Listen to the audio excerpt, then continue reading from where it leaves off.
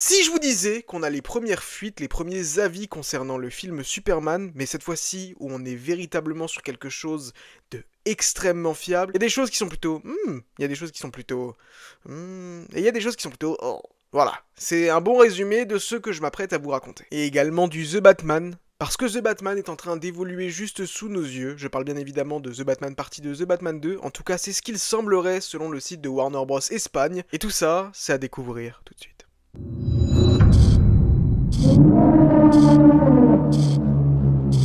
Je vous propose qu'on commence par The Batman partie 2 si ça vous va. J'ai honte de moi parce que je m'attendais vraiment à avoir une réponse de votre part. Bref, c'est pas grave, la fatigue, ça arrive. The Batman partie 2 les amis, je vous ai dit que du coup Warner Bros Espagne semble avoir mis quelque chose qui est plutôt suspect. Dans sa liste de films qui arrivent les prochaines années, il y a bien évidemment The Batman qui est sur la liste, listée pour le 1er octobre 2027. Néanmoins, il a changé. Avant, c'était The Batman partie 2, qui était listé du coup pour le 1er octobre 2027, et qui était un film comme le premier film, à savoir, il me semble, action, espionnage, enquête, quelque chose comme ça. Le deuxième film, il ne s'appelle plus The Batman Partie 2, mais s'appelle Untitled Batman Movies, qui signifie du coup pour les non-anglophones d'entre vous, un film Batman non titré. Donc cela correspondrait à un article qu'on avait eu il y a quelques temps qui nous évoquait la possibilité d'un changement de nom pour The Batman 2, et à ce moment-là, du coup, on avait évidemment évoqué la possibilité que, du coup, Batman, le Batman de Robert Pattinson, rejoigne le DCU, et c'est pourquoi, du coup, le titre aurait pu évoluer et ne plus s'appeler The Batman Partie 2. Néanmoins, visiblement, ce ne sera pas le cas, on aura bel et bien 2 Batman au cinéma, et du coup, c'est bizarre que le film, là, ne garde pas la mention partie 2, après à voir ce qu'ils vont faire, mais c'est vrai que je trouve ça un petit peu surprenant. Là où c'est véritablement bien plus suspect, c'est par rapport au fait que le film est désormais classé comme un film de science-fiction. Film de science-fiction, encore une fois, c'était quelque chose qui était présent dans l'article à l'époque, l'article du coup de Variety, qui évoquait le fait que The Batman était reporté à octobre 2027, et encore une fois, ça avait alimenté les spéculations à l'époque, quant à la possibilité que du coup, oui, le film devienne de la science-fiction parce qu'il rejoindrait le DCU, qui est un univers fantastique. Mais on a eu confirmation que ce ne serait pas le cas, donc pourquoi de la science-fiction ? Ça n'a pas de sens, alors à moins qu'il décide véritablement, comme l'évoquaient certaines rumeurs, de mettre Mr. Freeze dans la deuxième partie, et du coup d'aller jusqu'aux limites du fantastique, à ce moment-là, ça pourrait expliquer le pourquoi du comment, où il y avait également des rumeurs, rappelez-vous, qui évoquaient la possibilité qu'on aurait le personnage du Chapelier Fou, Jarvis Tetch, qui avait été teasé par Barry Keoghan lui-même, Barry Keoghan, l'interprète du Joker, dans cet univers de Matt Reeves, donc peut-être qu'on sait pas, que peut-être il va y avoir la présence du Chapelier Fou, qui va faire boire son thé psychodélique au personnage de Batman, et du coup, il va y avoir des éléments un petit peu fantastiques, mais qui se passeront uniquement dans la tête de Batman, d'où le film pourrait se classifier comme de la science-fiction. C'est une hypothèse que j'avance là, parce qu'en parallèle, il y a énormément de rumeurs qui évoquent la possibilité que le film pourrait également mettre en vedette le personnage de Hush, la cour des hiboux, Double Face, donc les rumeurs, c'est véritablement pas ce qui manque. Encore une fois, comme dit, moi je vous mens pas que c'est du 50-50, pour moi il y a 50% de chances que le film véritablement sorte, 50% de chances qu'il ne sorte jamais, parce que, en fait, qu'ils prennent autant de temps à arriver, je ne comprends pas. Je ne comprends pas. Vraiment, il n'y a pas d'explication réelle et concrète à ça. Oui, le divorce de Matt Reeves, c'en est une, mais pas un retard aussi important. Donc, il y a des choses qui se passent en coulisses, dont on n'est pas au courant, ça j'en suis persuadé. Maintenant, reste à voir. Mais malgré tout, si le film ne voyait pas le jour, je trouverais ça quand même très étrange, étant donné le succès qu'a été la première partie, et étant donné le succès qu'a été la série The Penguin, qui est fraîchement arrivée sur Max il y a maintenant quelques mois. Une autre possibilité serait que, comme dit, The Batman Partie 2 soit remplacé par Batman The Brave and the Bold, qui est donc le film Batman du DCU, qui mettra pour la première fois en vedette le Bruce Wayne accompagné de son petit Robin Damian Wayne, cette version de Batman du DCU de James Gunn, qui débutera donc avec le film Superman qu'on va aborder juste après. À ce moment-là, du coup, on aurait un développement accéléré du DCU avec le film Batman qui arriverait en 2027 et qui viendrait shipper la place de The Batman Partie 2, qui lui, du coup, pourrait sortir soit après cette date,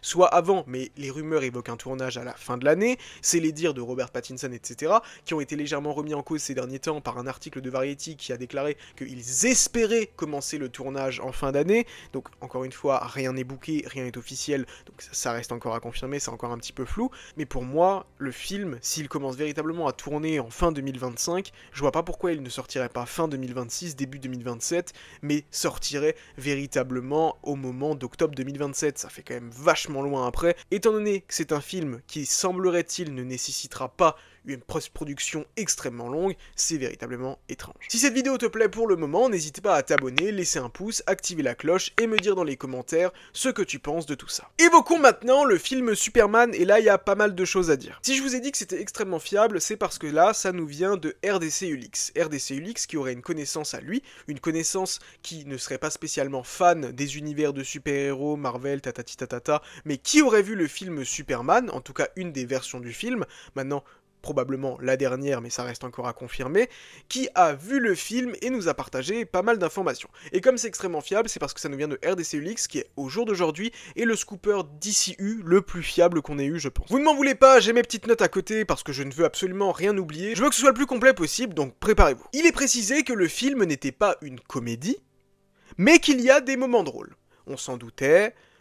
Maintenant, encore une fois, attention. Attention. Parce qu'il y a des moments drôles qui peuvent être véritablement sympas. Il y en a eu dans presque tous les films de super-héros. Dans tous les films, il y a des moments drôles, en fait, au final. Parce que je vois pas un film où il n'y a pas un moment un peu comique. Mais encore une fois, attention. Attention, James, ne tombe pas dans tes travers. C'est Superman, tu peux pas faire n'importe quoi.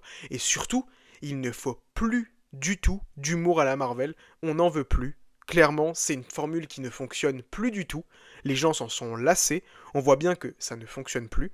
Que là, Marvel essaye de faire de nouvelles choses. Donc DC ne doit pas faire des choses style à la Marvel. Ce serait une énorme erreur. Et il ne doit pas faire un film style Gardien de la Galaxie. Encore une fois, ce serait une grosse erreur. Mais un dernier rapport nous avait rapporté que le film avait un ton plus similaire au premier film Wonder Woman de 2017 qu'à un film Gardien de la Galaxie ou The Suicide Squad. Donc, pourquoi pas. Les personnages ne sont pas ce que les gens pensent. Ça, c'est très intéressant.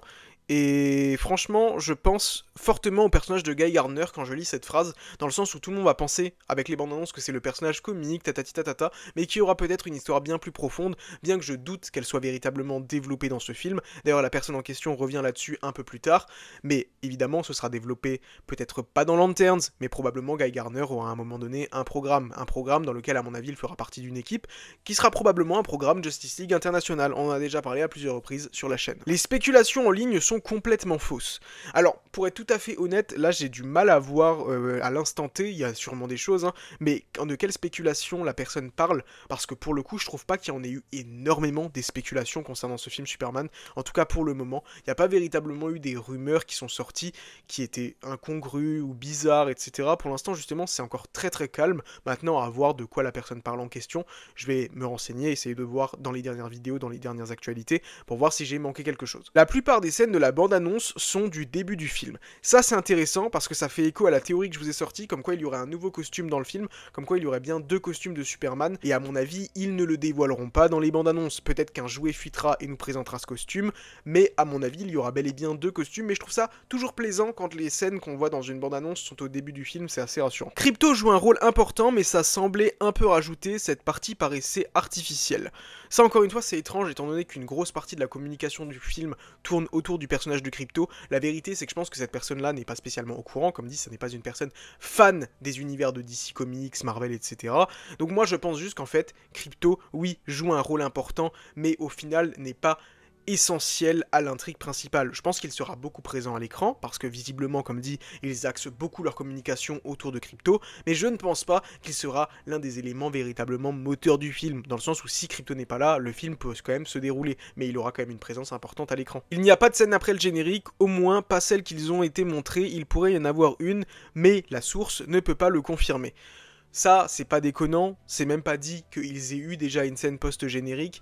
Il me semble que James Gunn avait confirmé qu'il en aurait une, mais que ce serait pas à la Marvel pour teaser spécialement un autre projet, mais plutôt quelque chose d'un petit peu fun.